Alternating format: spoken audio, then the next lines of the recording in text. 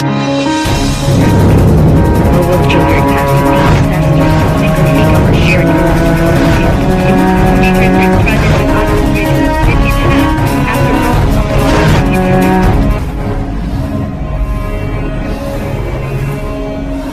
I talking to the right people here? I think I am lost. Yeah. Yeah. You talk about they're terribly physical. Because because you know we are always using Baguio City. That's the highest level. Or Baguio City in Philippines. Okay, so always cold right there. So it's 3,000 feet above sea level. So at least if I know how much. How many feet goes up there? At least I'll be able to compare. Okay. Dramatically, you see 1 foot and 2 feet. Yeah. So this is 1 foot, Right. and altogether we have in this car 8 feet. Okay. 8 feet is the equivalent of 2.4 meters. Oh, okay. But you don't say 8 feet. You say 8 feet. And by the way.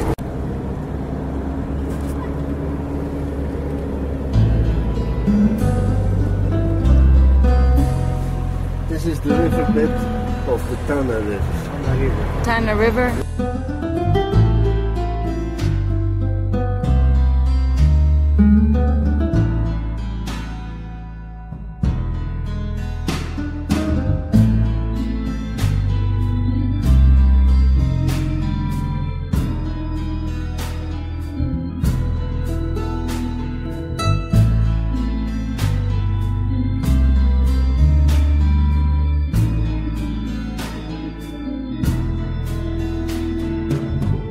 So this is a ghost town.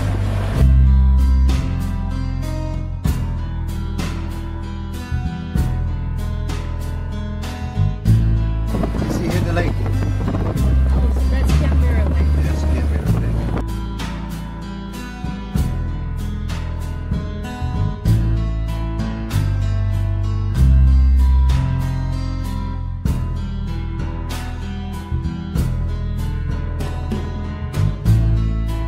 RINO's beauty center and a furniture shop here.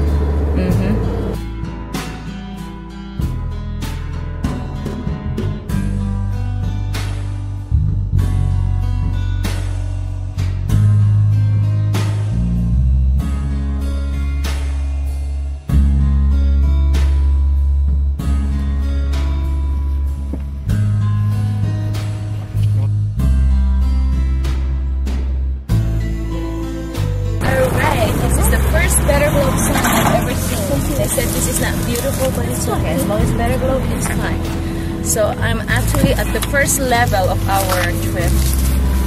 They said that it takes about 2 hours to go around and take a look at the trees.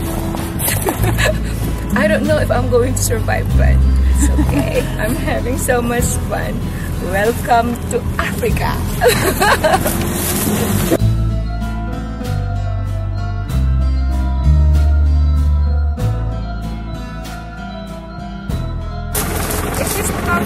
Yeah. Okay, so this is actually one of those MUKAU trees. It is how many old? How much? About 1 year old. It's 1 year old. Oh my God, can you imagine? It's gonna be 20 years from now. It's gonna be huge. Right now it's just here, but later on it's gonna be so tall and so big.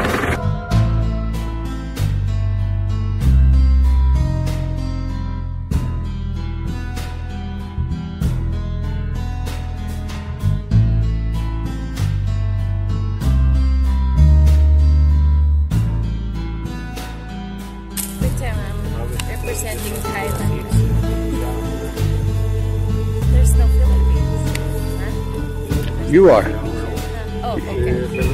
I am the one representing the Philippines. You bet. But this is Thailand, actually. One day it's gonna be. And then when you hope to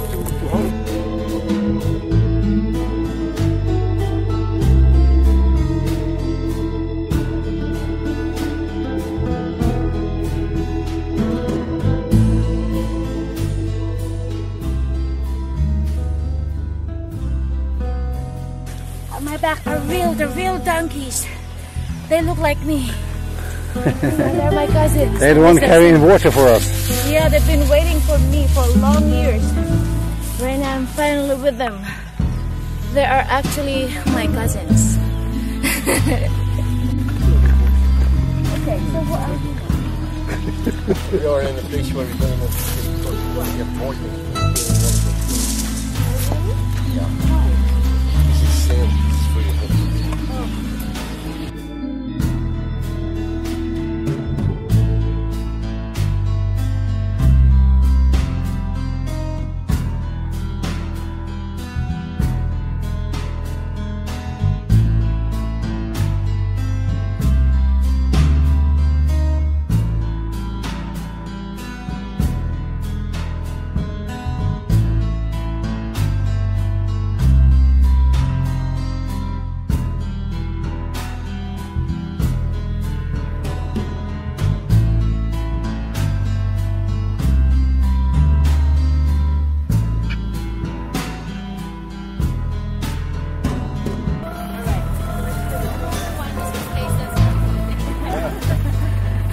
This is my only chance.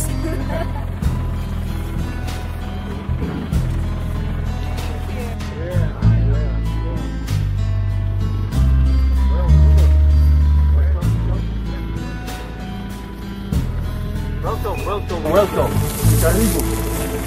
Let me first introduce you to an important man. This is John and Jared. John is the boss here. John is the guy that makes it happen, because me, myself, I can only come here once every 2 weeks. And John makes it happen. John is from the neighborhood, and he knows all the practical things about planting trees here. These trees here were planted 14 months ago, 14. So this is MUKAU, and they have been pruned several times. You can see here. They've been pruned several times because a MUKAU, when it's young, has a tendency to branch, and we want nice logs without branches that can be put in a sawmill. MUKAU is a botanical oddity, in this sense that it is a tree that is able to grow extremely fast in dry land. Dry. This is the kind of growth that you expect from a eucalypt, or from, let's say, in the north of Europe, a poplar tree. All these trees need plenty of water. MUKAU can do this without water, and in the process it still produces an extremely valuable wood, like mahogany. In fact, it's a mahogany. Mahogany trees grow even in the Philippines, they grow in West Africa, they grow in Central America, and most of them grow in rainforests. And the nice mahogany that we know mostly comes from West African rainforests. So you have to chop down the rainforest to get your mahogany. Then you have some species of mahogany that grow alongside Africa.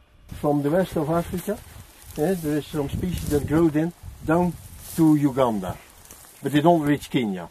And then you have the species of mahogany that can support the driest climate of all, and that is a Kenyan species. It grows only in Kenya, in the north of Tanzania, and a little bit in the south of Somalia. So from this point of view, it's a very, very interesting tree. Though, however, now here it is green, because it's growing in a valley between two hills where the water is flowing down. So this soil has more water than up or around. Actually, these trees look greener than all the other MUKAUs that you will see right now. And this is because of this geography, this little depression here.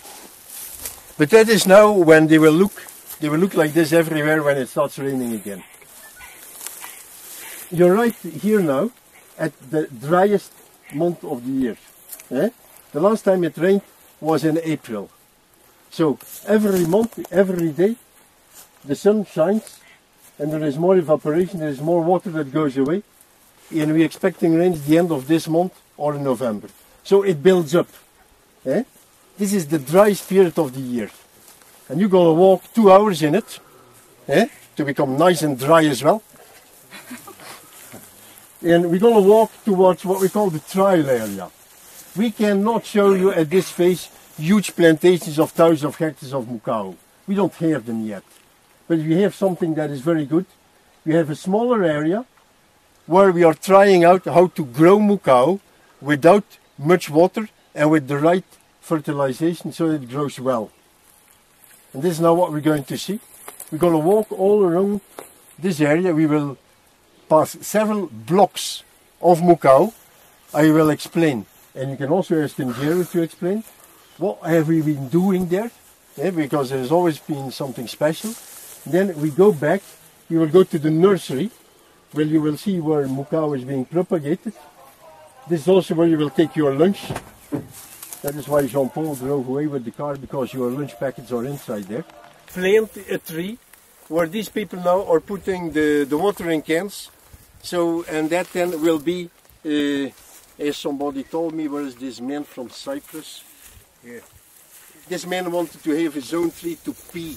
Well, he will have his own tree and he will have to come back to pee on it. Okay. Okay. Is that okay? Yes, sure. Can I hang something there on my tree too? Yeah. Absolutely. I'll come back and get it later. I would propose that we start walking. Yeah.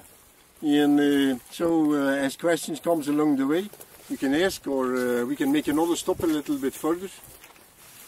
And then I estimate, depending on your questions, it will take some 2 hours. People come here. You spend is absolutely valid. People come here and they like it and they think it's easy and they want to do the same thing, but it's not easy. No. That's not easy. Exactly. To start, the nursery is already a bit difficult.